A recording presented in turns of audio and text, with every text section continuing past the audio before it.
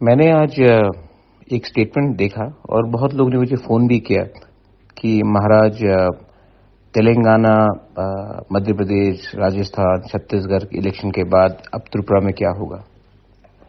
मैंने अपने लोगों को एक ही बात बोला है, जब तक तिपरासा, मध्य प्रदेश, राजस्थान, उत्तर प्रदेश,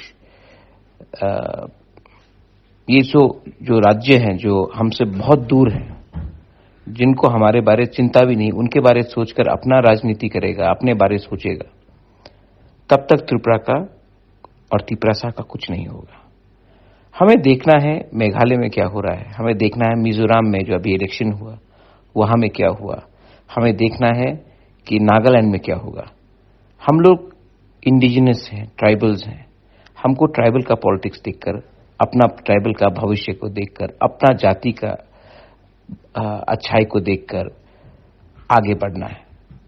आपको लगता है कि अगर कल मिजोरम में बीजेपी और कांग्रेस हार गया तो उनको दुख लगा?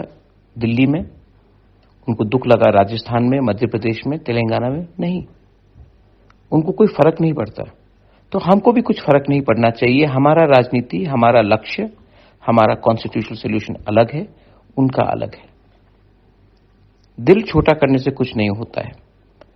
अगर आपको लीडर बनना है, अपना दोभा के बारे सोचना है, तो अपने बारे सोचो और अपना राजनीति करो। इज्जत तभी मिलेगा जब आप अपने आप को इज्जत दोगे और अपने आप में विश्वास करोगे। ये मेरा मैसेज सबको है। आने वाले दिन में त्रिंग होगा, क्रिसमस होगा, न्यू ईयर्स होगा। बहुत लोग हमें धर्म के नाम में डिवाइड करने की कोशिश करेंगे।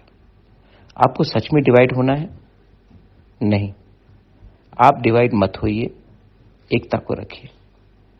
ये लोग हमें डिवाइड करके हमारा बच्चा का भविष्य को खत्म करना चाहते हैं। ये लोग हमारे नेक्स्ट जनरेशन को खत्म करना चाहते हैं। इसी के लिए हमें आज एक होना है। एक होकर एक आवाज में दिल्ली से बात करना है, दिल्ली में कोई भी हो।